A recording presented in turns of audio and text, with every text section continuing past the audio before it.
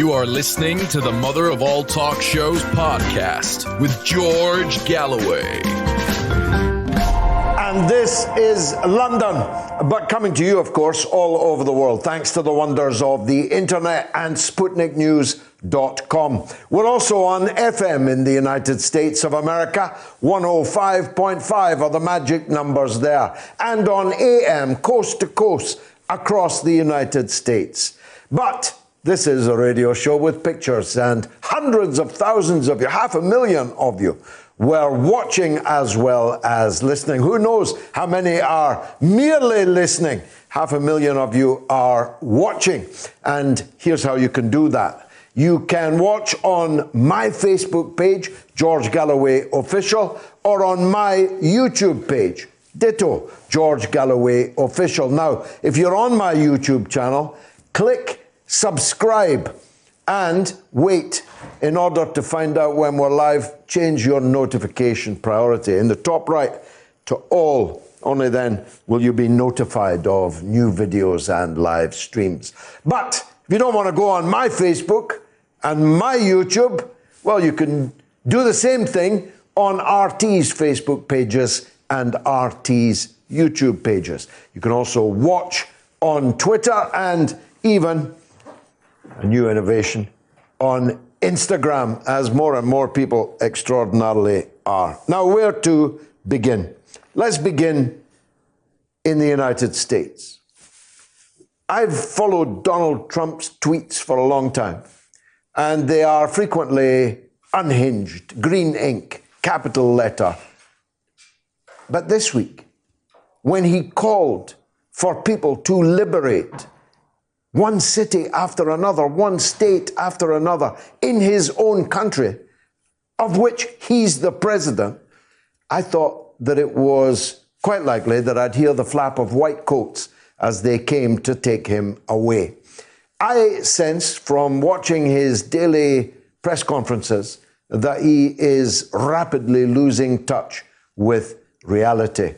You may say he's never been there, but I always thought there was method in his madness. And I think I was right about that. I don't resile from that. But when you are encouraging armed people onto the streets of your own country, I think that country is in very serious trouble indeed. And I think the United States is in very serious trouble indeed. It is now, within a week, it will have a larger percentage of people unemployed than it had at the height of the Great Depression in the 1930s. There is going to be a terrible economic hurricane in the United States in the run-up to the presidential election. In ordinary circumstances, that would mean that Donald Trump was for the high jump.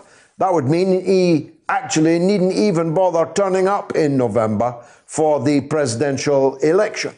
The economy ruined, unbelievable levels of sickness and death in the communities across the United States. And I mean communities. These are not just numbers. These are cities. These are blocks. Brooklyn, thousands of people afflicted. The Navajo people, the indigenous American people of the Navajo, have actually become close to fearing that they will be wiped out by the coronavirus, those of them that weren't wiped out when the white settlers came and stole their land and killed them in the first place. The Navajo are amongst the most affected people on the entire earth. But Donald Trump, throwing accusations around like Billy O, doesn't seem fazed. Why? Well, one reason has to be that the mental decline, I used to call it cognitive decline, but I was just being polite. The mental degeneration, rapid mental decline of the Democratic Party's candidate, Joe Biden, must be of grave concern to anyone in his family, in his party, in his country. This man simply will not be able to stand a general election campaign against a ruffian like Donald Trump. Donald Trump will not be polite. He will not even play with Joe Biden as the cat plays with the mouse as a prelude to killing it. Donald Trump will tear Joe Biden apart.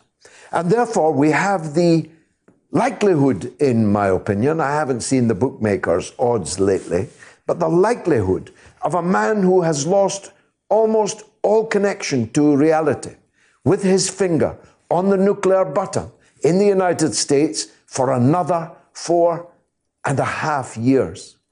That is truly terrifying to me. And I think it ought to be to you. Let's talk about China. The United States government has decided that as a prophylactic to its own staggering levels of inaction, ineptitude, its staggering levels of incompetence, has decided to go all out to blame China, even though their own chief medical officer continues to contradict the president when he, in an increasingly bizarre way, accuses China of having let this whole monster loose from a laboratory in Wuhan. Now, I said right at the beginning of this crisis that the coronavirus could have escaped from a germ warfare lab. It could have escaped from the Chinese germ warfare lab in Wuhan. It could have escaped from Fort Detrick in the United States germ warfare lab. It could have been taken by the United States military based right next to the Fort Detrick germ warfare laboratory to Wuhan last December for the military games which took place there. It could be either of those things. But all of the science accumulated to date makes clear that actually the coronavirus is a naturally occurring virus, a mutation of a naturally occurred virus that has already visited us in times gone by, a mutation that makes it still more deadly than it has ever been. The French government today denounced Donald Trump's warmongering by saying there was no evidence whatsoever that this virus came from the germ warfare laboratory in Wuhan. If anyone's got any evidence to the contrary, let them produce it. But of course, they haven't, they won't, they can't, because so far, at least, it doesn't exist. It's simply this. Don't look at us in all our staggering negligence and incompetence. Look over there. Look at China. And of course, where Washington goes, the United Kingdom follows. This week, the British government announced a deep dive, that was a new one on me, a deep dive inquiry into Britain's relations with China, and it will never, they said, be business as usual again. Well, personally, I hope the Chinese heard that loud and clear. I hope they concluded that these people are not your friends. These people are not even reliable business partners. And according to the right-wing press this weekend, the former decision to continue with Huawei in the 5G rollout is going to be visited again and terminated. Look, I hold no candle for China. I fly no flags for them. I hardly know a single Chinese person. I haven't been in China for decades. I'm not here speaking for China. But it seems to me obvious that one of the countries that has handled this outbreak of a naturally occurring virus best is China. China and New Zealand and South Korea and even Ireland have handled this virus almost infinitely better than the United States and Great Britain have handled it.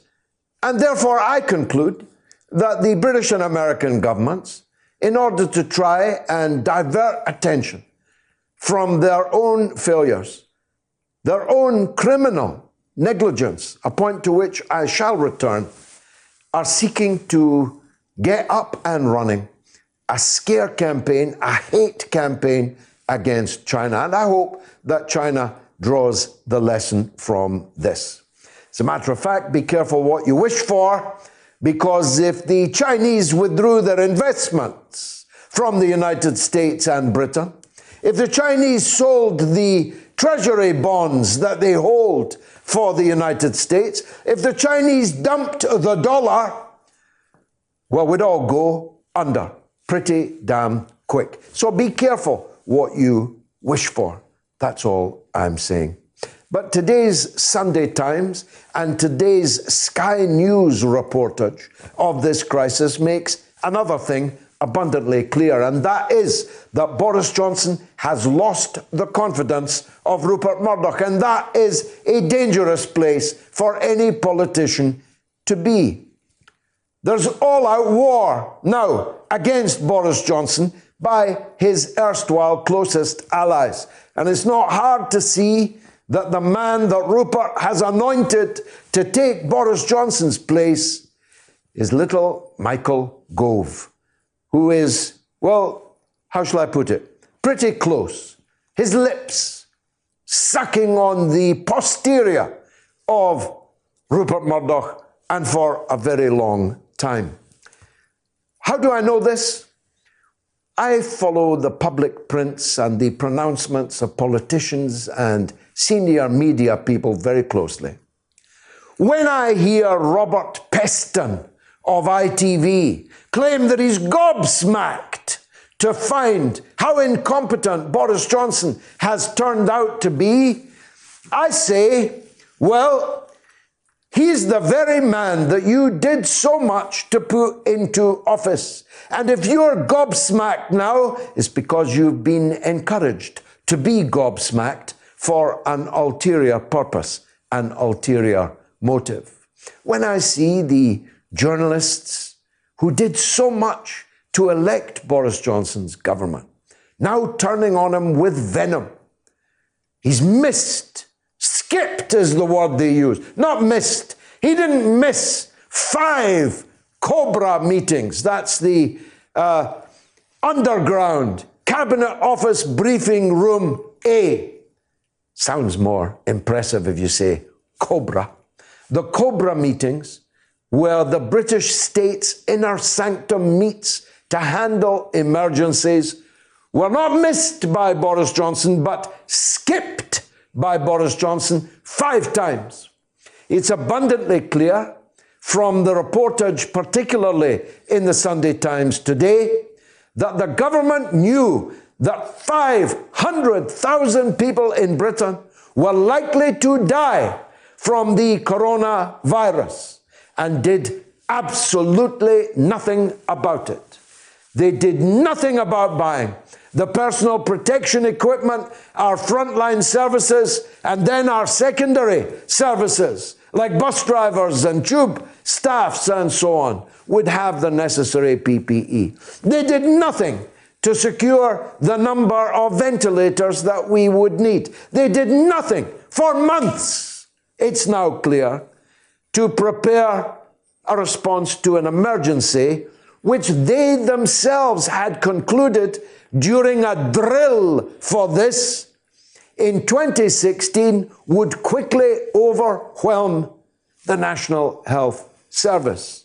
Operation Cygnus, 2016, October, war-gamed an invasion by a flu-like virus coming from East Asia. And they concluded that they could not publish the results of the war game because it was, and I quote, truly terrifying. Some people said it was a threat to, quote, national security to release the results of that Operation Cygnus. So they knew from 2016, when incidentally Jeremy Hunt, who is now scuttling around the TV studios, obliquely blaming his successors for their failures, Jeremy Hunt was the Health Secretary at the time. But never mind Cygnus. We knew from January that this was coming our way, and our government not only did nothing to save us, they deliberately did nothing. Because it's now as plain as a pikestaff. Their policy was herd immunity. Their purpose was for us all to get it and let the devil take the weak and the old, many of whom had voted for Boris Johnson just last December to put him in power in the first place.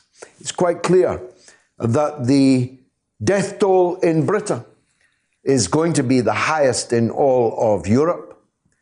It might even be the case that the British death toll is second highest in the whole world, with the United States as the highest. Now, if that fills you with confidence in the two blonde bombshells in power in Washington and London, well, good luck to you in Ward 5 in Broadmoor. But for the rest of us, we have to conclude that our governments, our states, our societies are not fit for the purpose of defending our people against our real enemies, are not fit for the purpose of providing work and food and shelter for our own people. We are led by dangerous fools, dangerous knaves. That's really the question you have to work out. Now, we've got a poll running. Will Boris Johnson survive the coronavirus? By which I don't mean he'll have a relapse amidst his 1,500 acres in Chequers where he's recuperating. No. I mean, will the Conservative MPs be rid of Boris Johnson before this coronavirus is over? Answer A, yes. B, no. Fasten your seatbelts. It's the mother of all talk shows.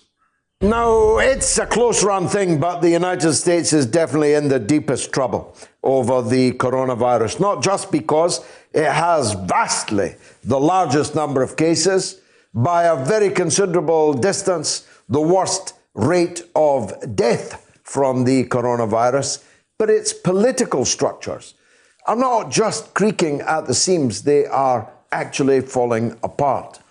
Governors are attacking the president. The president is attacking the governors. The president is tweeting the armed people should advance upon, the one I saw was Virginia, but there have apparently been many others. Liberate Virginia, he said, encouraging the gun owners of America to head into the streets. In Michigan, I saw thousands of people demanding that the lockdown be lifted. The lockdown on the placards being equal to communism. That's how deep the sickness runs in the United States of America. So we've got Donald Trump raving mad at the podium in the White House, and Joe Biden simpering in what seems to be semi-imbecilic terms, I don't know, in some Darby and Joan home somewhere. I've no idea where he is. What I do know is he's not all there wherever he is. Rania Khalek is, though, the wonderful journalist, presenter, and writer, and she joins me by Skype right now from the United States. Rania, welcome back to the show. Now, I really don't mean to be kind. My great-grandmother was an American. I've got American blood in my veins. But your country is in one hell of a mess. When the president is encouraging armed insurrection on the streets of his own country and raving almost unprecedentedly at the dispatch box or at the podium in the press room every single day. I fear for the future of your country. Do you? Yeah, George, it's surreal what's taking place right now. In some ways, it's not surprising because everything in America is so politicized, and we have elections in November. So everything the president says and does right now is about trying to win that election. The election has already started. And in the process, what he's doing is insane. You have a bunch of dark money Republican groups combined with a mix of right-wing militias that are holding these anti-lockdown protests, like you mentioned, comparing lockdowns to communism. And it's being encouraged by the president, and it's extremely dangerous. You have hundreds of people crowding together in the midst of a pandemic where you have a highly infectious respiratory virus that's killing people, that spreads from person to person. And as you can see, we have the highest infection rate in the US. We have our hospitals right now are completely overwhelmed. We don't have enough protective equipment for our healthcare workers. It's a complete disaster. And these people are going to infect each other. They're going to go and infect other people, and they're going to help overwhelm our hospitals even more. And that is at the encouragement of the country's president, who is now redirecting all of the outrage against himself for being so woefully unprepared for this pandemic by, invoking this foreign boogeyman of China, and both parties are playing into it now. It's a complete disaster. While at the same time, unemployment in America is soaring. We have 22 million people that we know of unemployed in the last 4 weeks. And the government is doing very, very little to help actual Americans. And so at this point, I don't want to be alarmist, but I do fear in certain parts of the country, you're going to see a real societal breakdown. And these protests with people waving their guns and just saying the most idiotic things and likely infecting each other is kind of just the beginning of it. Well, I think you expressed all that perfectly, and we're going to seal that in a tube and send it out to the world. But let's break down the different parts of this. The governor of Florida reopened Florida's beaches, and of course, predictably, thousands of people headed for the beaches, inches, feet at most, apart. The protest in Michigan, these are armed people. I mean, this is not the Congo we're talking about here. This is the United States of America, supposedly the leader of the free world. This is the richest and most powerful country on the earth, containing the power to annihilate the earth in its nuclear arsenal. And we've got a man who's standing there daily with millions of people watching him, encouraging the most incredibly irresponsible behavior. How are the Democrats responding to this? It's really shocking because, right now is an opportunity politically for Democrats to come in and say, you know what? Here's what we need to deal with this crisis. And instead, they're kind of just useless. I mean, you do have real pain. These, as silly and idiotic and dangerous as these anti-lockdown protests are, they are tapping into a rage that's only going to grow in America because, like I mentioned, 22 million people unemployed.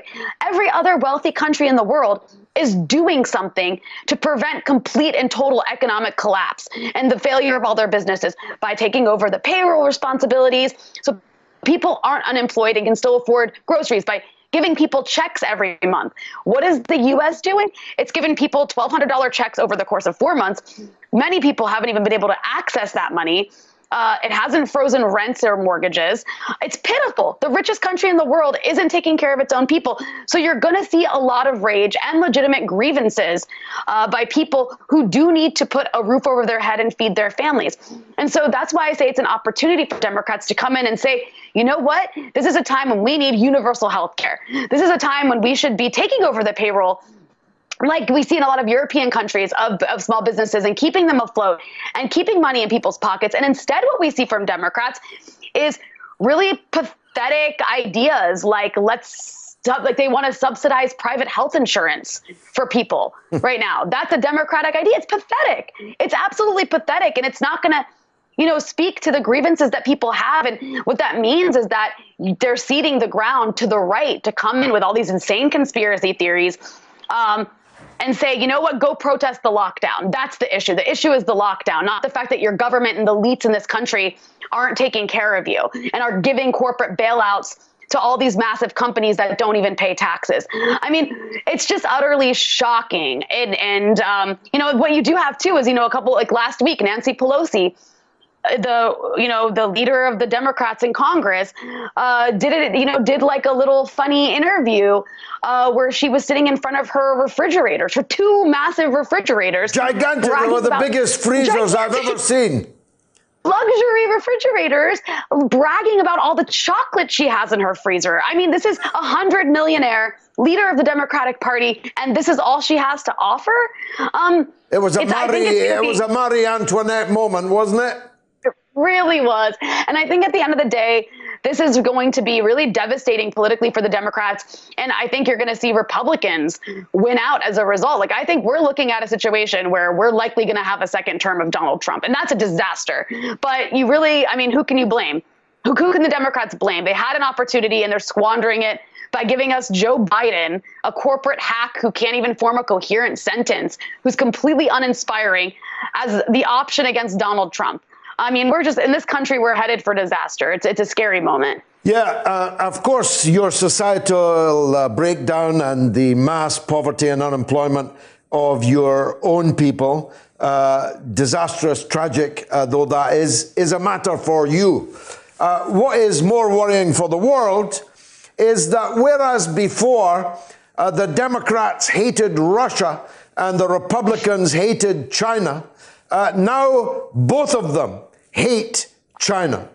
And war with China is not actually an impossibility now. You may say I'm being alarmist, but it seems to me the logical conclusion, ineluctable, I see Bannon shouting for it on the TV today, is a drive to isolate and sanction and quarantine China in a way that may very well lead to actual war, which means world war. Are people really serious about this, Rania? I don't know if they're so much serious about world war, but they're certainly serious about coming up with justifications for more bloated military budgets. And of course, whenever you escalate, we were already on a path to a new Cold War with China. That was happening before coronavirus. Coronavirus, of course, has accelerated that, because what you have is this rising this rising new power, China, that really does, pose a threat to U.S.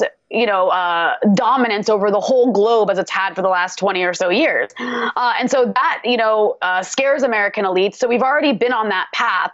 But right now, I think what you're seeing is an attempt by Donald Trump to redirect all of the outrage at him for really, botching the response to coronavirus at China. And it's working. If you look at the polls of most Americans in both parties, they blame China. They're angry at China. They're like basically primed to support any sort of war, whether it's a proxy war or a real war against China. And then what you have in the Democrats is, rather than saying, okay, let's be the adults in the room, this is insane, you have them trying to out-hawk Trump on China, as we've seen in the last couple of days with Joe Biden unveiling his campaign strategy of saying, Donald Trump is too pro-China and he let the Chinese have too much influence.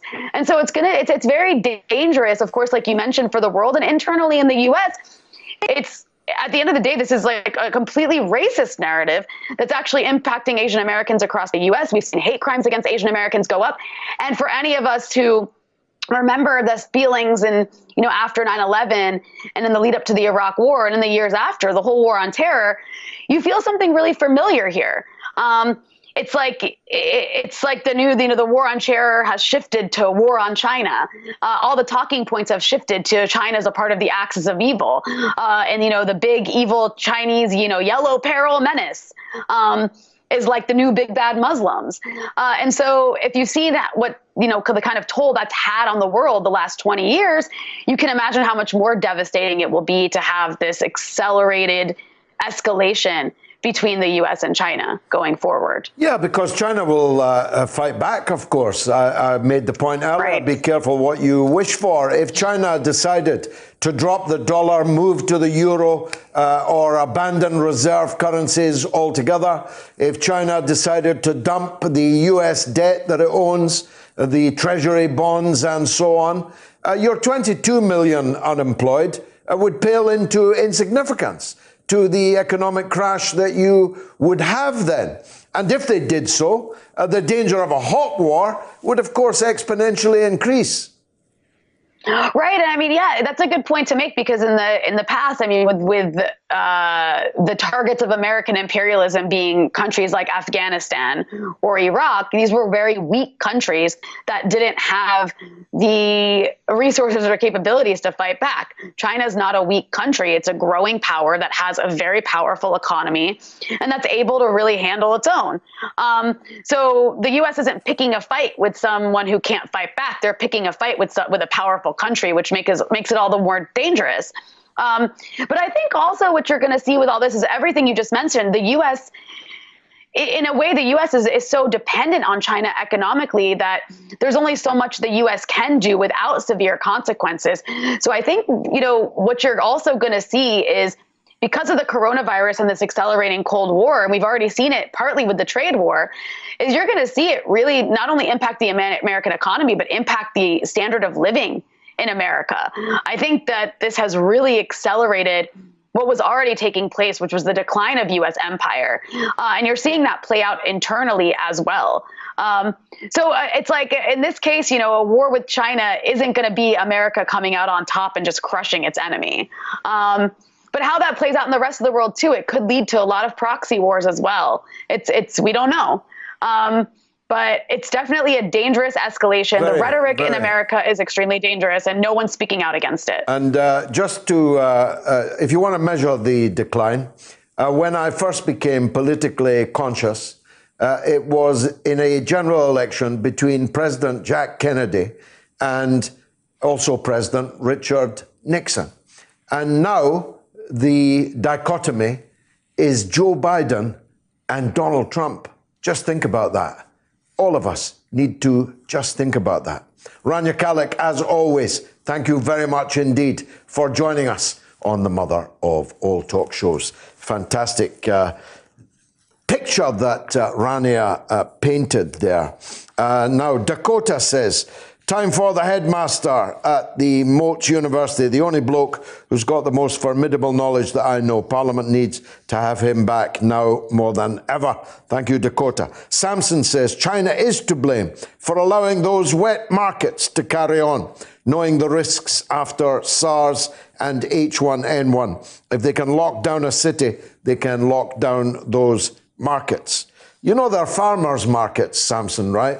The kind of things that Guardian readers just love when they visit other countries or even the countryside in our own. Peter says, good evening, George. Thanks for keeping the show going through this bizarre time. Is a highlight of the week, and the Sunday airtime slot, in my opinion, gives the show more gravitas than the Friday slot. Thank you. Carlos says, thinking of everyone affected by this terrible virus, sending out caring thoughts to you all. And on Facebook, Dave says, our hospitals here in the UK are so empty that the NHS staff are always outside dancing. That'll be Dave, was it, that hung up and ran away last week on the show. Julie says, what do you think about building sites in London being open for business tomorrow, with Unite the Union calling for staggered start and finishing times? I've often wondered how completing a new high-rise building in the centre of London was in any way essential work. And as a Canadian, I'm scared to death of another 4 years of Trump. David, I'm ready to listen to someone with honesty, compassion, and common sense. Good evening, GG. Thanks, Dave. Barb says, we're surrounded by crazies in the United States. Kevin says, we don't need a vaccine. The virus has to make its way through. 80% will have little or no sickness. Hard luck if you're in the 20%, Kev. And the emails are coming in too. If you were put in charge of Captain Tom Moore's £26 million raised for the NHS, how would you spend it? A good question. I'll ruminate on that and come back to it. And here's another one. I wanted to get your take on the fact Sir Keir has been pushing Her Majesty's government for an exit strategy. Would you agree or disagree? It's actually saving people's lives right now in hospital wards, on buses, on tubes, that I'm more worried about than an exit strategy. But then I'm one of these weirdos that thinks human life is more important than pound, shillings, and pence. Now, Italy, of course, has suffered extraordinary agony in the time of the corona.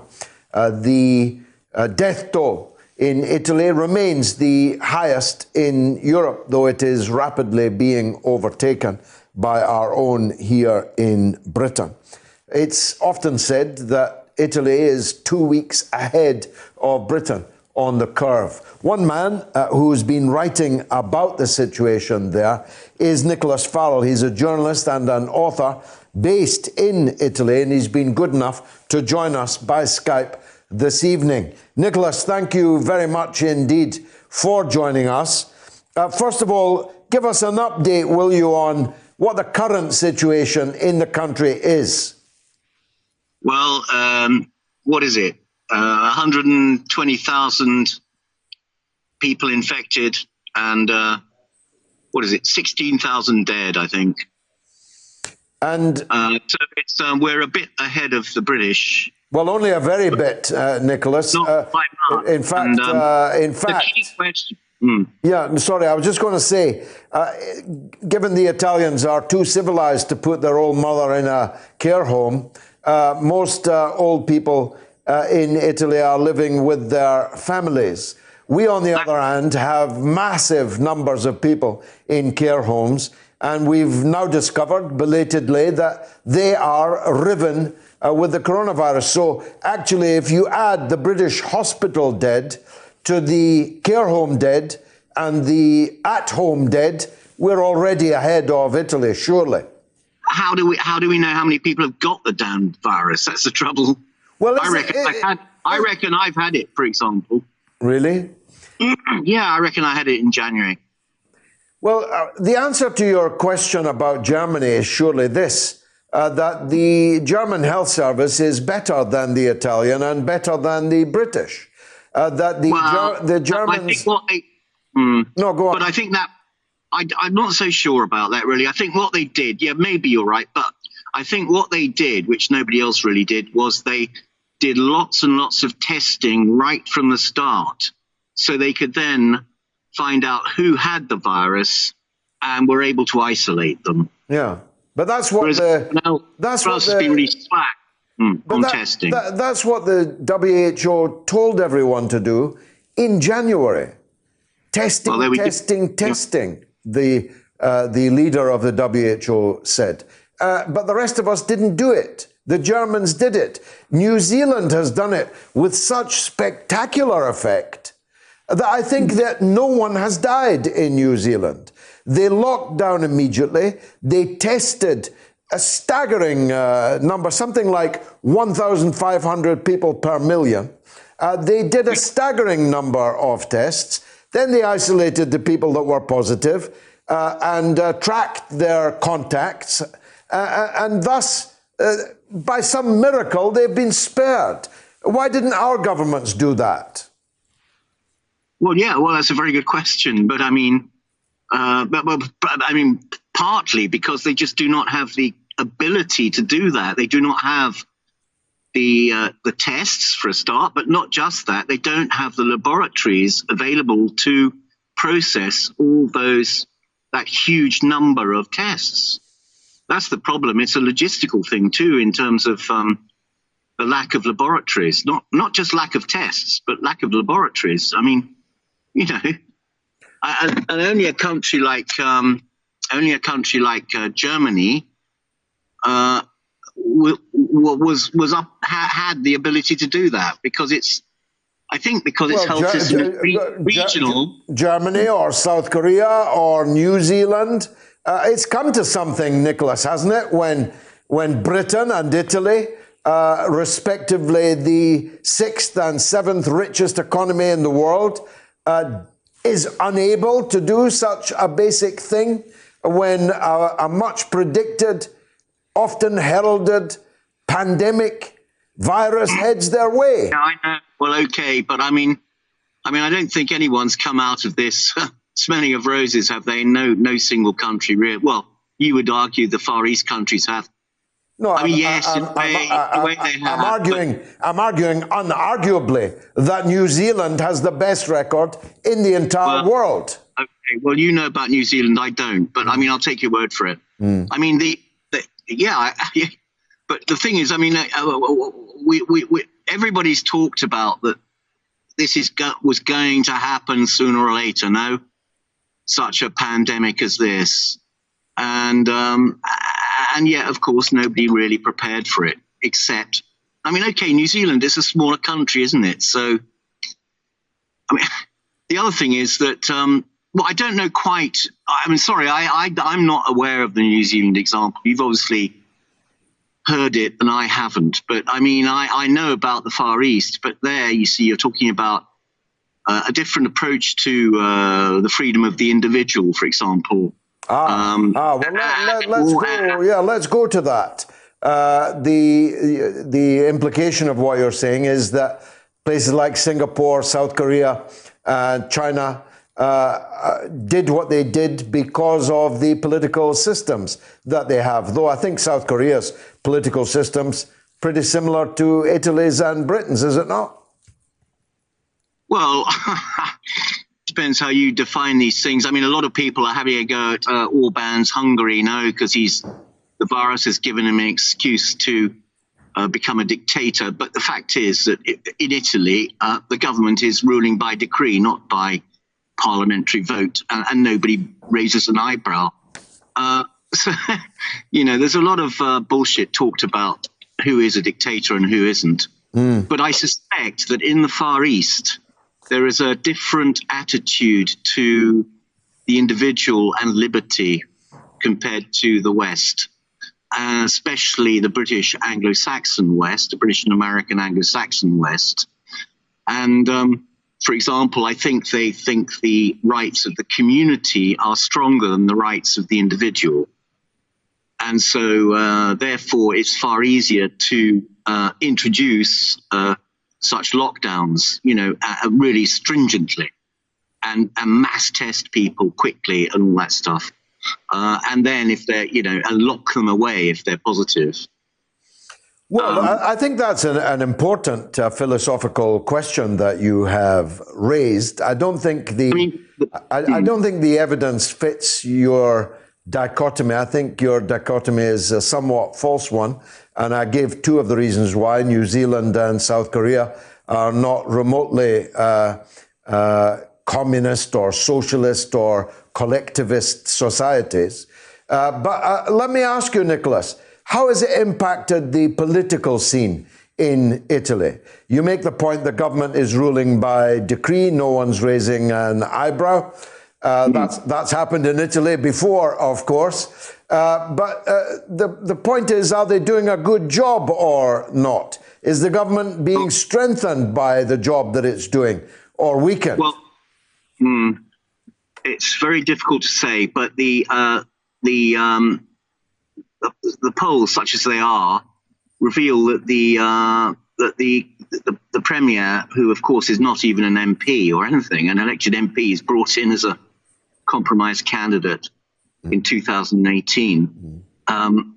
He is extremely popular. But on the other hand, I mean, how are they handling it? Well, not very well, I would say. I mean, you know, you talk about the intervention of the state to help the citizen being vital in these situations. I mean, I certainly think that is the case, should be the case. You know, that it's only the state that can save the country. And in England, massive amounts of money are being sloshed about, offered here, there, and everywhere. In Italy, it's all just peanuts, basically. I mean, I'd love to. I'm a father of 6. I've got 6 children, age 16 down to 4, all, of course, cooped up at home right now. My wife is Italian. She doesn't work. I work as a freelance. So luckily, I suppose I work from home. And luckily, we live in the countryside. So we've got fields that we can walk around and get out and about and see the fallow deer and the marsh harriers and all the rest of it, and the beautiful wildlife. But we're on the coast, on the Adriatic coast. But we're not getting any money. Hello, are you there? I'm there. I'm fascinated by your description of the Adriatic coast. Finally, just move your hand away from the camera for a minute, Nicholas, because we've lost you. My last question would be this: the British media is being slaughtered by the likes of Andrew Neil, by the likes of Piers Morgan, for the frankly supine way that it is approaching government spokesmen and even health and science spokesmen at these daily press conferences. Is the Italian media any more toothful than the English media? Toothful? Yes, I just made that word up. It's a good word. It's a great word. Well done. Truthful in the sense aggressive, terrier-like. The Italian press is bloody useless, basically. Oh God, it's a complicated subject. But I mean, basically, they don't get to the point ever, like the British press gets to the point straight away. Sun headline. No, I assure you that is not true, with the exception, honourable exceptions of Andrew Neil and Piers Morgan and nobody else. Nicholas, we lost your feed. It's been wonderful talking to you. I hope that your family of 6, I shall shortly have a family of 6 myself, survive and thrive on the Adriatic coast. How many children do you have? I have 5 and 1 on the way. Oh, well done. Yes. Well done. Yes, we're both men after each other's hearts. Thank you very much indeed, Nicholas Farrell. Now, Governor Cuomo in New York, I heard on the news, has now made it possible for people to be married online. I suppose the opposite of that might also be possible. You might be able to get divorced online. Maybe you already can, I don't know. But one thing is for sure, it is challenging for couples to be permanently locked down together. If they don't have children, they can have a whale of a time, I'm sure, and the maternity wards will be buzzing 9 months from all of this. But if, like me, you've got a lot of children in the house, then the mental health, well-being of children and parents is obviously a very challenging thing to maintain, especially those living in small, cooped-up accommodation, especially those who have no garden, especially those who are miles from the nearest open green space and parkland. So there'll be a boom, I'm sure, in family and couple psychotherapy. And we've been lucky enough to get Tanya Bosic, one of the best family and couple psychotherapists. She's at the private therapy clinic, and she's here to talk about how to cope with this lockdown. And I'm guessing that quite a few of the viewers and listeners, even if they're pretending otherwise, will now be craning that little bit further forward towards the screen or the radio to hear what Tanya has to say. Tanya, welcome to the mother of all talk shows. It is a testing time, this, isn't it? Yes, it is, George. Thanks, first of all, for lovely words. It is testing time, I'm afraid, and I assume that throughout the coronavirus and afterwards, we will have academic studies to show as well what we did in corona times. Yes, I mean, as I say, there's if you're on your own, it's going to be very lonely. If it's you and your partner, you're quite likely to be having a whale of a time. But if it's you and your partner with whom you're no longer having a whale of a time, and even more if you've got a lot of kids in the house, and in the circumstances I described, it can be hell. Well done, George. Well, don't become family therapist. You're very experienced in this, I presume. Let me tell you, I'm similar to you. I'm 48 as well. Now, this regardless of me being family therapist, I will quickly just go through a few points what we can do, regardless of whether we're single, whether we're a married couple or couple with children.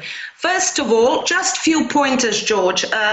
One thing is being kind to yourself. So go to bed on time, sleep ideally 7 to 8 hours a day. Just try to go to bed before midnight. Eat healthily, so try to have 3 to 5 healthy meals a day. Supplement your, daily food intake with some vitamins or minerals. Hydrate your body. So this is, George, what we can do on an individual level. Even regardless of corona, we would still implement these measures. Now, when it comes to exercising, some people, as you announced, are lucky to have park nearby, or some people are lucky to have treadmills or bikes at home. For those who don't have them, ideally they can join some online group where they can do yoga, exercise, this, that, and the other. So these are, George, CBT or cognitive behavioral measures that should be in place to help us get through. Now, let me just pinpoint quickly that there are 4 basic emotions, which are fear, anger, happiness, and sadness. So what do we do in corona times? The prime emotion is fear. If I live on my own, most probably that I will fear many things that in normal circumstances I don't fear. So for single people, it's different than to partners. Partnership, as you said nicely, with or without children can be a tricky one. Why? We have facts and figures that domestic violence and abuse, the figures for these things have increased last couple of weeks. Why? When you're in confined space where you can't go to work, you can't really exhibit things that you're used to doing, there is bigger chance that you might have it does have twofold effect on us. Firstly, we understand, this partner of mine or this husband is brilliant.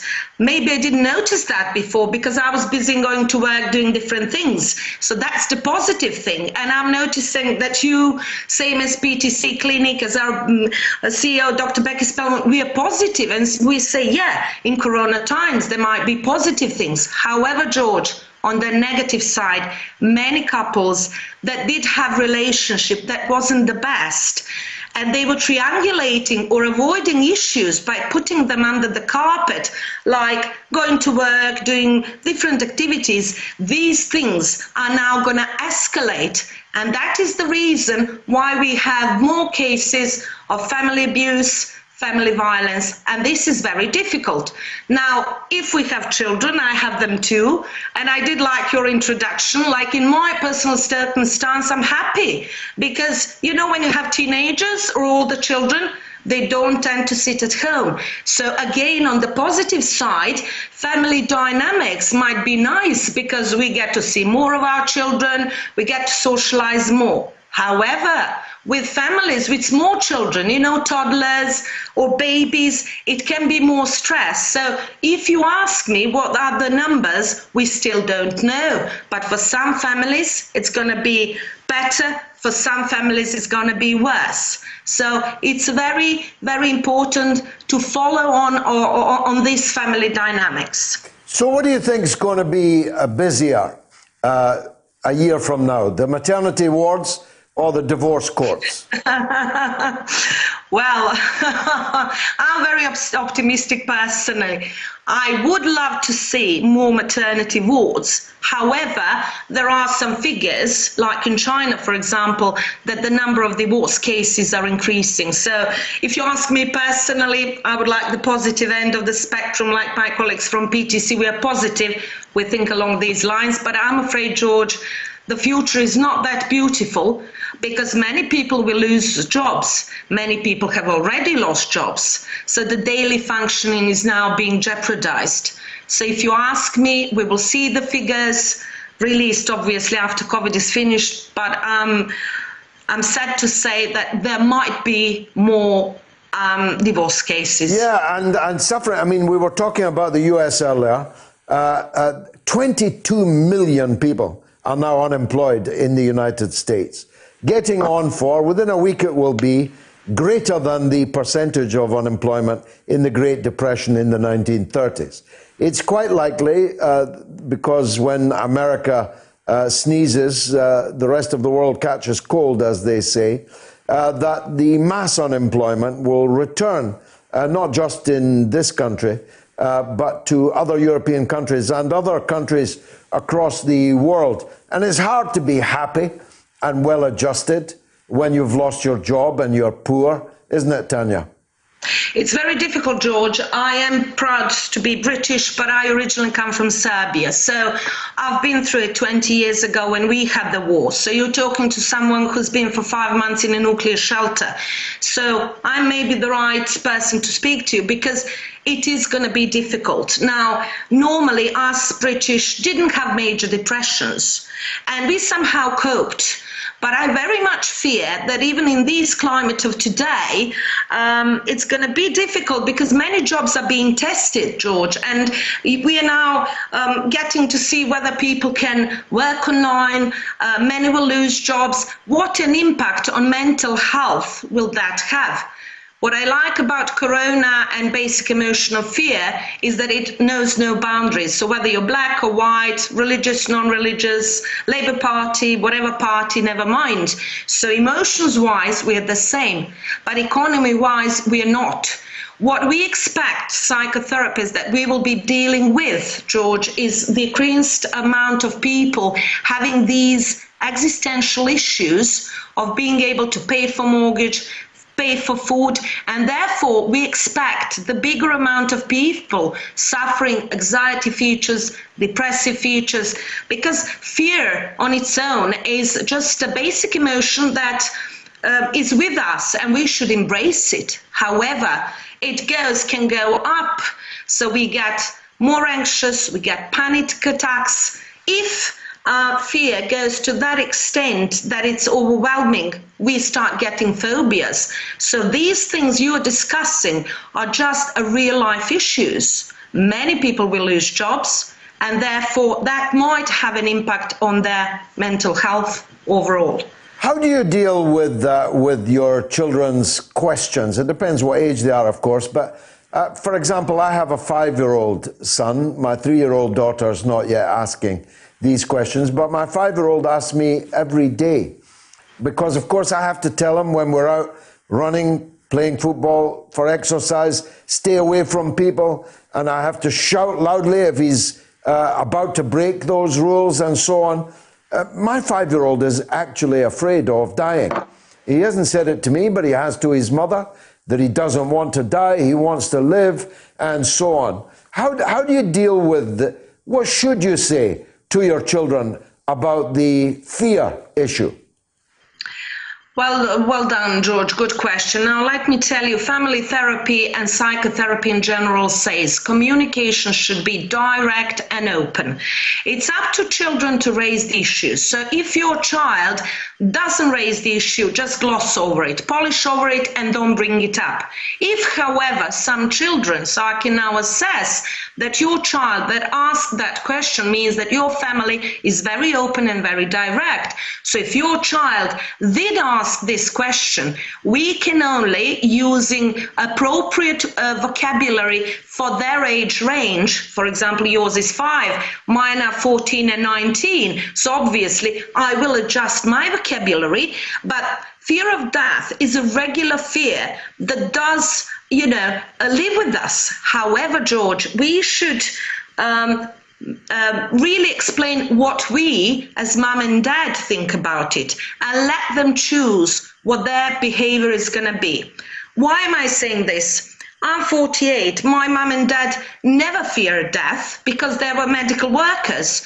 So people in my family, for example, I don't really fear illness or death because, you know, all my life I'm living with it. So my attitude towards it is very open. Acknowledge it, but don't stress over it. Some families might fear that they will get ill, that they might die. So the best you can do, like any other topic, feel free to be open to express your personal belief, but let them choose what they're going to embrace. If it makes sense, if you understand. It does, Tanya. And finally, we've taken the approach of the much ridiculed government of Malaysia, in that we are not going around in our pajamas and dressing gowns all day. We are, as far as possible, being as smart as possible. I'm even wearing my makeup and my lip. No, you know what I mean. Yeah. We are trying to look our best and act as if this was a normal day, when of course it really is very far from a normal day. Is that your advice also? I must say yes, because George, that is CBT, cognitive behavioral therapy.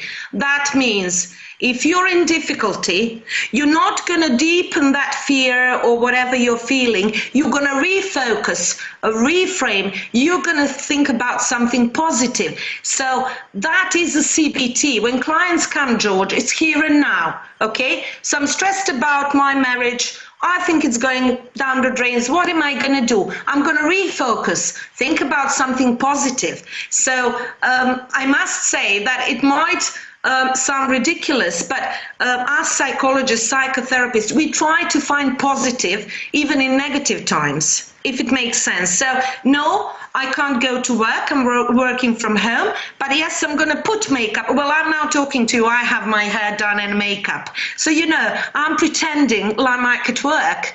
Is it helpful for me? Yes, it is. So my advice to people is try to see, regardless of coronavirus, any issue you look at, try to be more positive. Try always to look at your glass as being half full rather than half empty.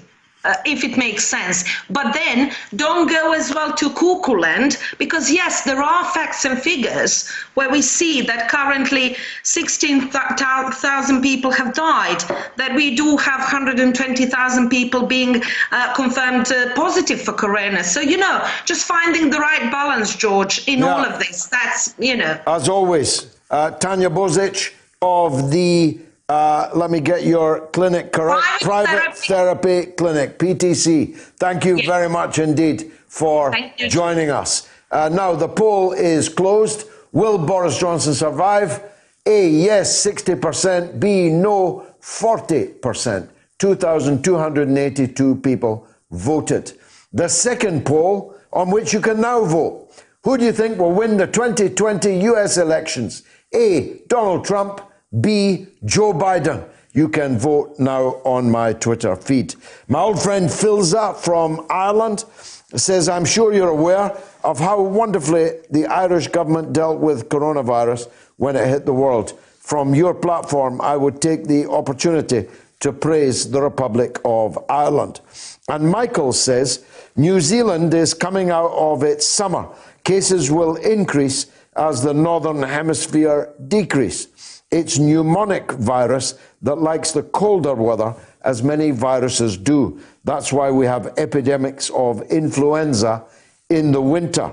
And Stuart, in response to the poll, sadly, George, I had to vote yes to this poll. Could you perhaps run a second poll asking, should Boris Johnson survive as PM after coronavirus, so that I can vote no? And Joseph, by email, says, I've been speaking to my niece tonight, who is a frontline nurse for the NHS. It's a disaster. No PPE, no support, no leadership from either highly paid managers or the government. And James says, COVID-19 is obviously all the news at this time. It would be good if everyone was to stop blaming one another, Trump especially, and just work on getting testing kits, PPE, etc. But then you see, James, it's much easier to try and divert blame and attention away from your own utter, miserable, negligent and criminal failure. And on Facebook, Kathy says, many of us have lived in virtual lockdown due to disability. Living in our world now, we were the hidden taboo families. We exist now. Powerful indeed, that last point. Now, Captain Tom Moore, who has walked with his Zimmer up and down his garden so many times, he's raised £26 million for what was originally called NHS Charities, is of course a hero who should be knighted forthwith. And I was, I think, the first person in public life to say so. Piers Morgan, who's got a much bigger ship than me, took that up, and he's done a wonderful job in promoting the need to honour this great British hero. Captain Tom Moore is 99 years old. May God preserve him, and I hope we get a full Royal Air Force fly past his house on his 100th birthday. He's raised more money as a single individual than I think any person in history. The question is, how did we get to the situation where our National Health Service required 99-year-old pensioners to walk up and down their garden and the great British public to empty their pockets and their pocketbooks to send to a charitable cause, when the National Health Service is supposed to be a vital national sinew of our country? Now, if it's for NHS charities, wonderful. There's lots of ways that money can be positively used, constructively used. But I'd hate to think that Captain Tom's efforts had merely gone in to filling a bucket with a hole in the bottom of it of National Health Service funding. We need to mend the bucket.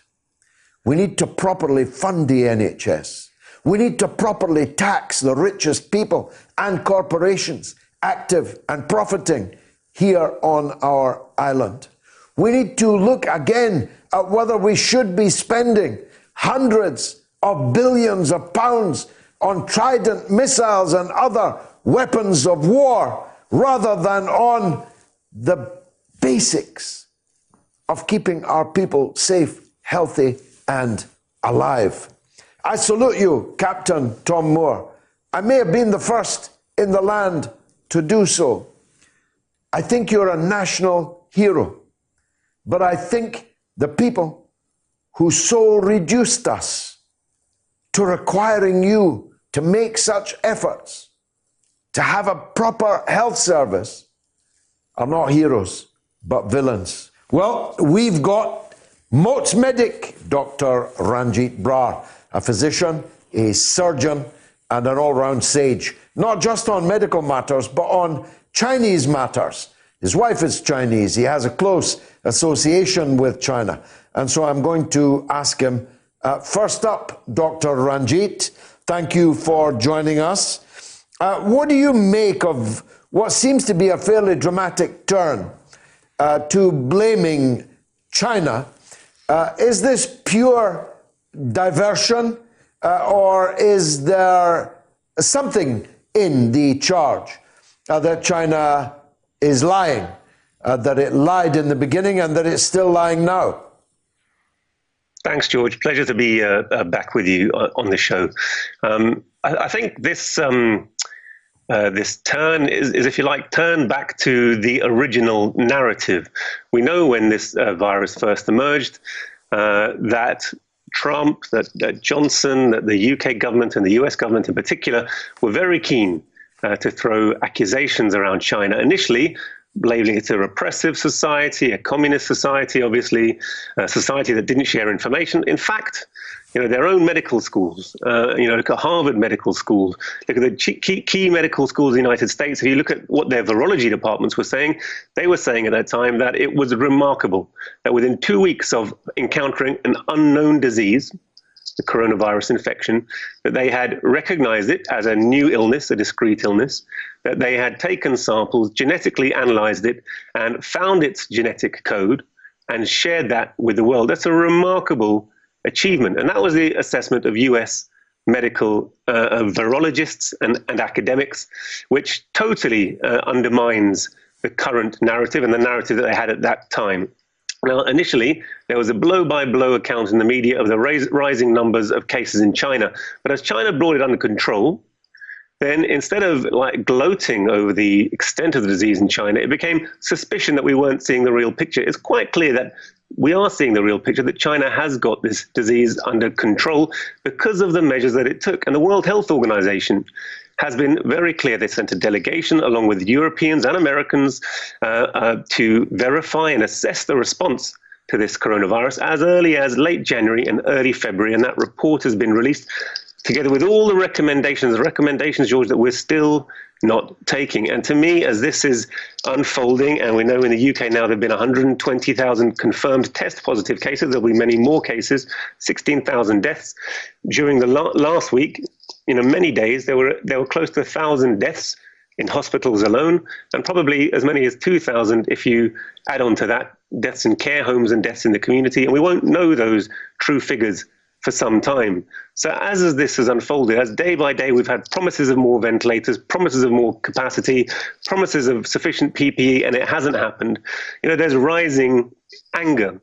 And it's quite clear that China has scored some very positive points in terms of its PR, because not only has it contained the virus in its own country, issued very timely warnings, been very transparent about the number of cases, and collaborated with Johns Hopkins University, for example, to actually put forward that live case tracker so we all know how many cases there are all over the world. They've actually been at the forefront of delivering aid together with Cuba and other countries, aid of medical staff, aid of their expertise. They've published a summary of just how to cope with this virus and disseminated it. And it's our responsibility if we've not followed that, or more precisely, it's our government's responsibility. And I think there's a very wide campaign, which is coordinated across the Western world, certainly between America and Britain, and Labour and Tory have both come out. Lord Adonis published a disgusting article when he said this was, he said the coronavirus was China's Chernobyl, and China should be held accountable, as if this natural phenomenon, there's no question it's a natural phenomenon, scientists are very clear on that, it's been published in Nature magazine, American scientists are very clear that this wasn't a bioengineered weapon, this is a naturally occurring mutation of a virus which is anyway in widespread circulation. What's disturbing about this virus is not its enormous death rate, though the case fatality rate is high, much higher than the normal flu. It's this level of infectiousness combined with a relatively high mortality rate, which means if it really does spread, as we're seeing, the fatalities can be frightening. Now, are we headed into the herd immunity 2.0? Because the government started with the idea, it's quite clear now, not just from what they said in public, but what we now know they were saying in private, that their plan was that to let this run hot, to let it burn through the population on the principle that probably, by and large, only old people and already sick people would perish from it, and that the economy was the main thing.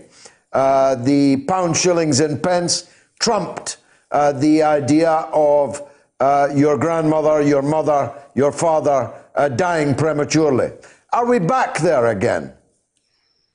It certainly seems that way, George. And it seems that way, I think, because despite protestations to the contrary, as you say, we found out that really was the initial plan, both from, Boris's own Good Morning interview, later protested that he had been interpreted correctly, but he quite clearly said that there were discussions within Cabinet and within Cobra to the extent that you should let this run through the community. And subsequently, we found out about his chief advisor, Dominic Cummings, who very explicitly said, protect the economy, let it herd immunity, and if a few pensioners die, so be it. Now, what really spurred the government to action wasn't so much the health situation as the collapse of the economy. Black Monday, Black Friday, another Black Monday. We've seen a third of the value of worldwide stocks wiped out within the space of a week, and ushering in a period when unemployment figures are so high, and they're very massaged and subject to misreporting, really, unemployment figures. So it's an area which to get a simple figure is hard. But many economists are predicting that we're going to be looking at 25% rate. If you look at the economically inactive population, it was already 25% of the working age population not working before this crisis hit. So it's very hard to work out exactly what it will be, but it will be very high. So protecting the economy didn't work. Then suddenly, apparently realizing how many deaths that they would be overseeing and directly responsible for, we went into a very extreme lockdown. But the things that are necessary to get us out of lockdown were precisely the things that we should have been doing to avoid a general lockdown, but to take focused, targeted measures. And they remain widespread testing, when currently, out of the 500,000 NHS staff, we think around 5%, 1 in 20 NHS staff have been tested. I personally have had symptoms, have had to self-isolate, and then come back to work without ever having a test. And I'm by no means alone in that situation. So, without widespread testing, we don't know where the disease is, we can't act appropriately. And how does one come out of lockdown then without triggering again another rise? And we're barely plateauing, but still with very, very many deaths. It's not even certain we've reached the worst point. And to come out of this, we need to go back to the straightforward health measures of testing, of isolation, of contact tracing, and protecting the population. It's clear that we haven't done that. And precisely when we're having promises that PPE will be delivered, but it's not delivered, then the hospital staff are vulnerable. Then infections can't be limited within our NHS, within our state of our hospitals, which, as we talked about before, are at huge overcapacity. In the late 80s, Britain had over 300,000 hospital beds. Today we have, going into the crisis, we had less than 140,000 beds. There's a drop of over half in 20, 30 years. And that wasn't just because of increase in technology, day surgery, all the rest. It was a deliberate policy to cut it. We have one of the lowest bed rates. So we have a low capacity rate.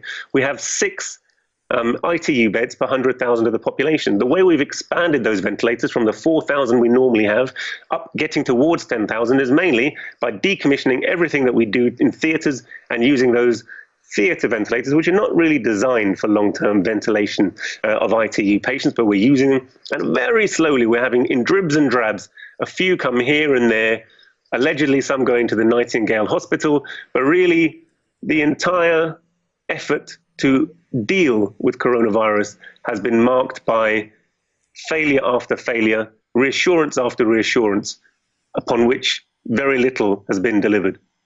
What do you make, finally, and I'm grateful for your time as always, what do you make of a country that claims it cannot count the number of our old people dying in care homes? There is this thing that was invented recently called the email.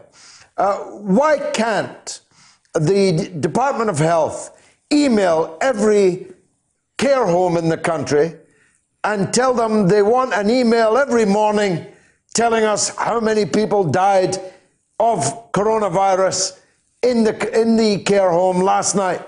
Why can't they do that? What kind of a country, what kind of a rich country cannot do that? Well, I think it tells you a lot about the priorities of our government and of our economic system. And it is something which is revolting a lot of people who are witnessing it. Of course, they're not absolutely sure what people in care homes are dying of because there isn't widespread testing within those homes. There was much talk a couple of weeks back about the 3.5 million tests that would emerge and testing would become much more widespread. There was a lot of talk about getting testing up to 100,000 a day. testing went along at about 2,000 or 3,000 a day for a long time. It seems that it's got over 10,000. But really, these are pitifully small numbers. At this rate of testing, it will take the best part, George, of 2 decades to test the whole country. It's quite clear that this can't continue if we are going to deal with this and come out of the lockdown. And one wonders what the strategy really is at base at this current moment. They've clearly given up with the idea of question. I mean, either we're a third world country being run by nincompoops, or they have no intention of mass testing in the country. It certainly seems that way to me, because the time to institute this, to avoid the damage, was as we were seeing in February, the very first cases come into the country, when it really would have been possible to prevent this from running rampant through the community. But the initial strategy, which they outlined, which is a laissez-faire strategy of really almost amounting to, I hate to use the word, but a cull of our elderly and weak and vulnerable in society, because these people, you can't make money from them, George. And the bourgeois, to quote Molière, is someone who knows the price of everything, but the value of nothing. And they don't value the lives of workers that they cannot exploit, that they cannot make money from. And you have to feel, in the last analysis, that this is what is underlying their strategy. And when they can offer the working people nothing, they offer them hatred. So they offer them scapegoats. So they offer them racism. So they offer them the scapegoat of China. And it does seem that there's a very widespread effort now to spread anti-Chinese propaganda. I've heard Michael Gove issue words. I've heard leaders of the Labour Party issue words. And all of this talk, MI6 have been wheeled out, the former leader of MI6, to talk about, totally changing our attitude towards China. So rather than offer us medical care, we're being offered a direction for our anger, a deflection of our anger away from our economic system, away from the privatization of our NHS, which has left it unable to cope, and away from our current leadership, who are clearly, failing in their duty to protect the British people. Thank you very much, as always, Dr. Ranjit Brar. A wonderful tour of the horizon. Let's go quickly to the phones. David is in Houston, in Texas, not Ayrshire, on Joe Biden. Go ahead, David. Yeah, George, sorry. Go ahead. George, how do you know Joe Biden is not an olive branch from the deep state? I got a bad reception here, George. No, I'm hearing you. How do I know Biden is what? Hello? Yes, David, you're on the air. Repeat your question. No, he's not How do you know Joe Biden is not an olive branch from the deep state? I think I got to call you back, George. Yeah, call us back. Let's go to Sean in Stevenage. Sean, are you there? I am, George. Go ahead, sir. Go ahead. How you doing? I want to talk about this Labour report. Yeah, okay. Be sure you don't break any laws when you're doing it. I'm going to try my very best, because it's hard not to burst a blood vessel, let alone break any law. Just don't mention any names. Fair enough. Fair enough. I can't understand why these people in the governance and legal unit have been drummed out of the party. I can't understand why they're not really in the Tower of London. In fact, floating down the river would be my preferred solution for them, because there's clear prima facie evidence here. They've undermined the elected leader of the party and his policies. They've undermined the electoral wishes and the democratic wishes of everybody that voted him in, which was a massive number. They've basically subverted our democracy here. Well, the language they use, they call people that vote left-wing or support his policies trots. That's the language of the 1950s political establishment in this country. I thought we'd gone past that. Well, we haven't gone past that, and of course, trots was the kindest thing they said. But I've got a bigger question. I think a better one. Unless you're going to tell me that Jeremy Corbyn and John McDonnell did not know that all of this was happening, I'm asking you why they didn't do anything about it. Well, that's a very interesting point as well, because it's their governance and legal unit. So they must have known the processes that are being run. They must have known the characters in there. And you can see from the report, they've actually accepted all the charges against the likes of Livingston and Williamson at face value. They didn't challenge them. They just wanted to know they were being investigated. Well, that's a bigger, with the right results. But that's a bigger scandal, isn't it, Sean? I mean, you can have rotten apples in any organisation, and it's John Doe and Jane Doe and people we never heard of. Not much political consequence, but we're talking about your leaders here. If your leaders are so bereft of the wherewithal to be leaders, in a way, they brought it all on themselves, didn't they? You have to wonder. You have to wonder, because it's clear from the report there was one person making half of all anti-Semitism complaints and a third of all the cases came from that one individual. How's that work? But you see, even I didn't know that one until I read the report. But the point is, Sean, why didn't Jeremy Corbyn go on the television 500 times and say, yes, there have been a lot of allegations, but one person made 50% of them? Yeah. Why didn't he say that? I'd like to know who paid that one person as well. Well, they probably didn't need to be paid. But why was that not the default answer to every question on anti-Semitism in the Labour Party? Absolutely. If we could spot that, why couldn't he? You should have him on your show, George. Get him on to answer. Here's David in Halifax on the line. Let's take a call from him. David, welcome. Yeah, my question is, I've been on the left for a long time and I admire yourself, and especially Malcolm X. Can't believe that you eulogised him just then while I'm just making a call. That's made my thank you. But looking at the left, you tried to set up an alternative party again to Labour, quite right too. But the history of them being is one of despair, whether it's Socialist Alliance, whether it's Respect Your Own, whether it's Tusk, just keep having left groups falling out and leaving them, and then they're all sneering and thinking Corbyn was going to do it all, and that's where everybody should be in the Labour Party. I wonder what they've got to say now.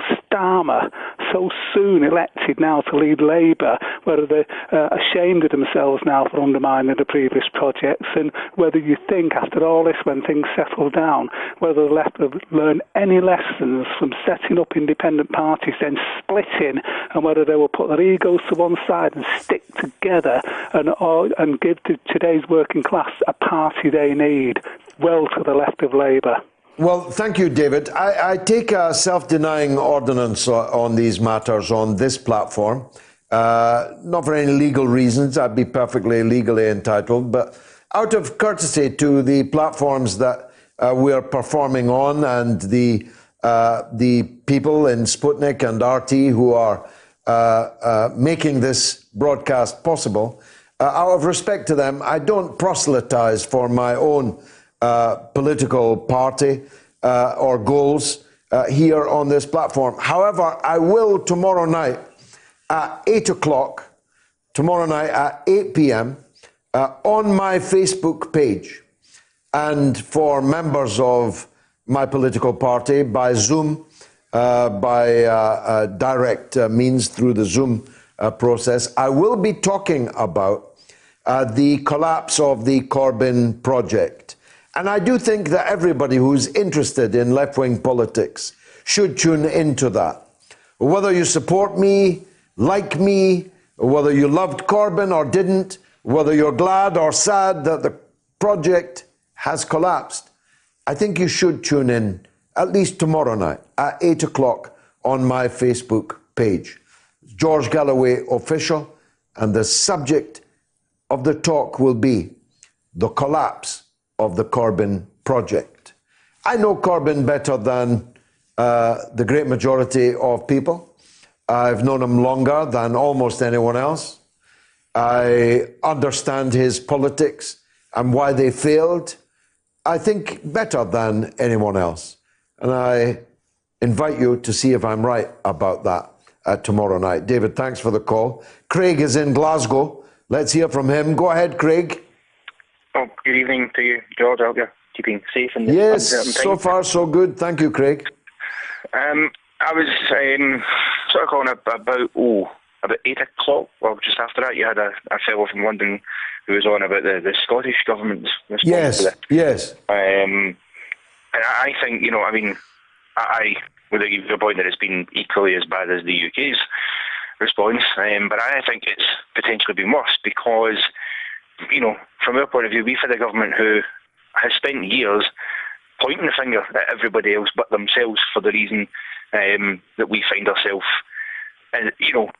facing the situations that we do. And with this, it was no different because we have to remember that, Sturgeon and the SNP can try and point fingers of blame, but actually, with the powers they already have, they could have decided to close Scotland down before the UK made their announcement. Certainly Wales had closed down their schools before we had considered closing ours down. And it comes from, I think in Scotland we are not represented really by anybody properly because we have a party who's concerned by independence and independence alone. And I think this coronavirus situation, I honestly think part of the reason the response has been so weak is because they've got one eye on this and one eye on the fact that, of course, next year we've got a Scottish parliamentary election that they'll no doubt be beginning preparations for by the end of this year. So I think that's their bigger concern, which is frightening, frankly, for Scotland, to think that we're in that situation. And then you look at the shambles, frankly, that's happening down south as well. I believe we live in the age of incompetence right now as far as our politics is concerned, and this pandemic has displayed it in an unfortunately fatal way for many people, but in the worst possible way.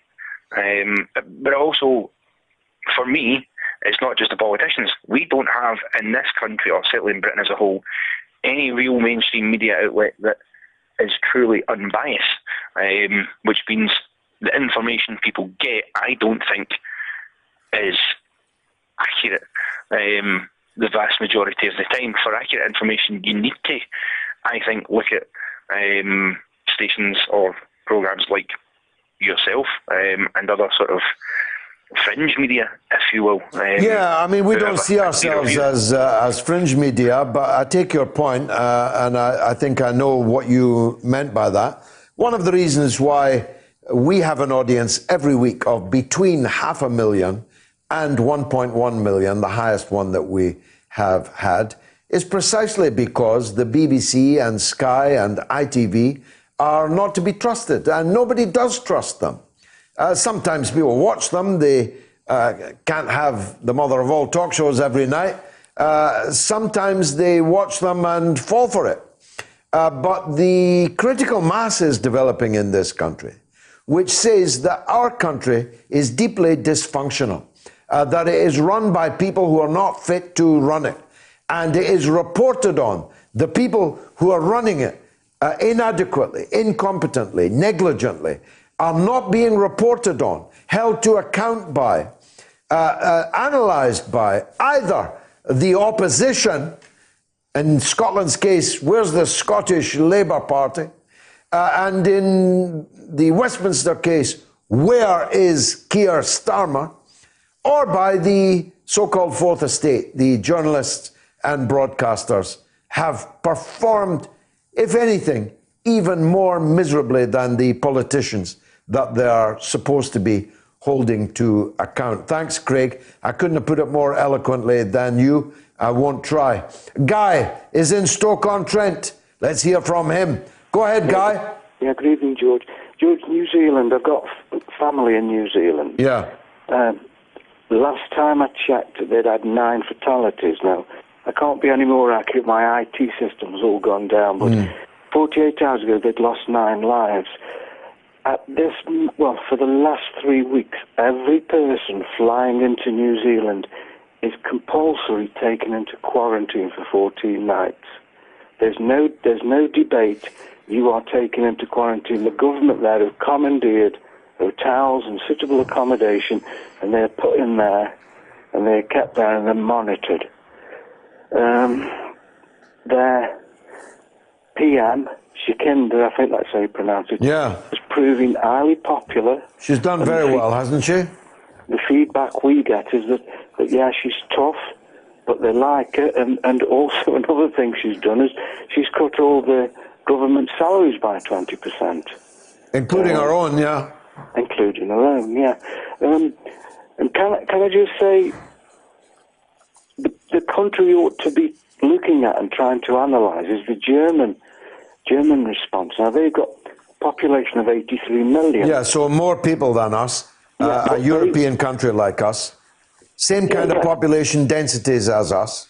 Yeah, but they've lost 25% of the fatalities which we've lost.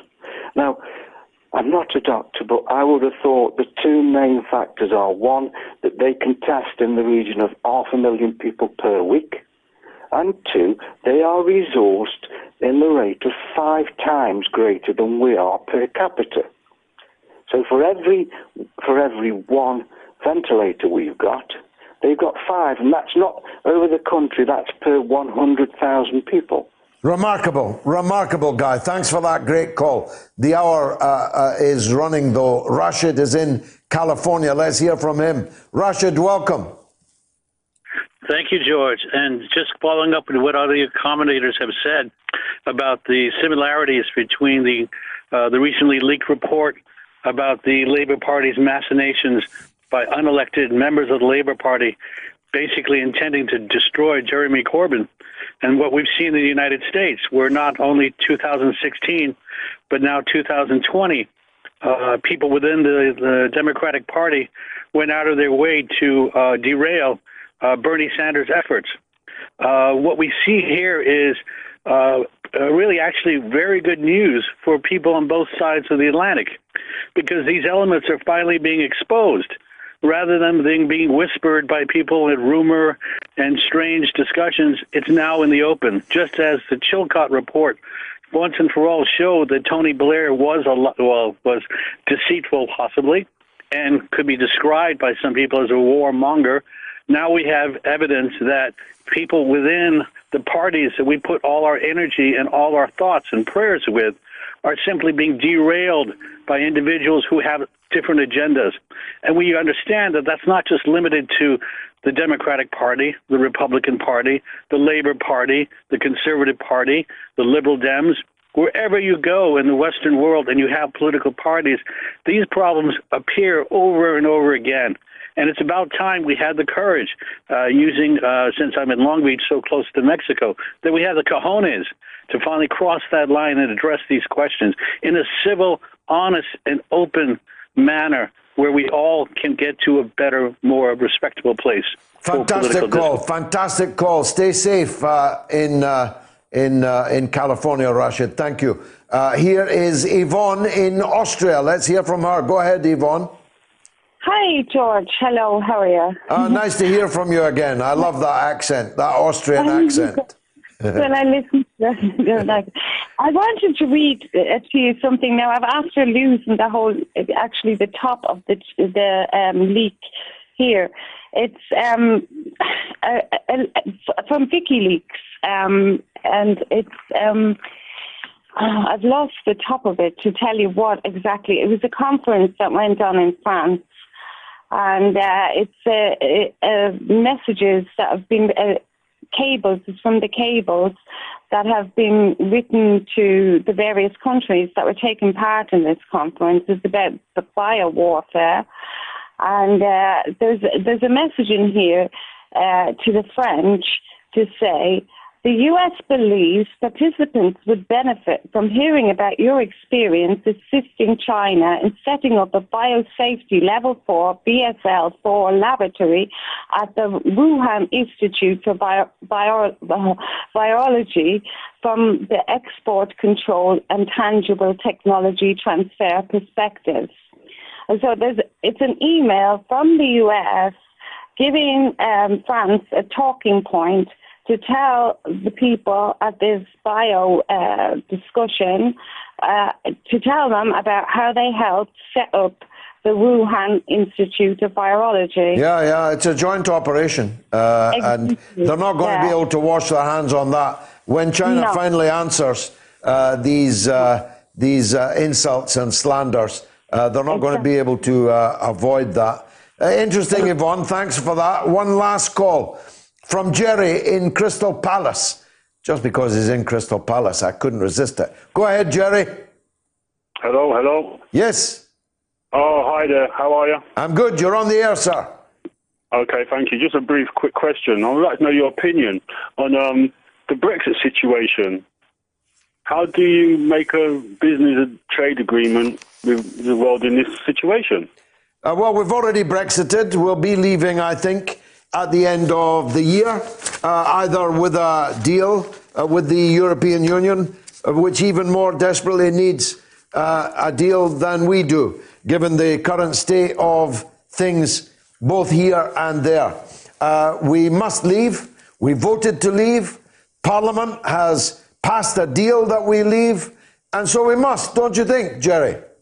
Of course, but once we've reached the December deadline and we've actually officially left, where do you go from there on trade negotiations when everyone's shut down and things are going to be slow to take up again? Yeah.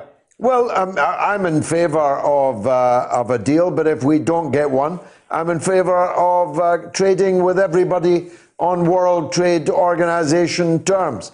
I always have been. But if we don't get a deal, we ain't paying the divorce payment.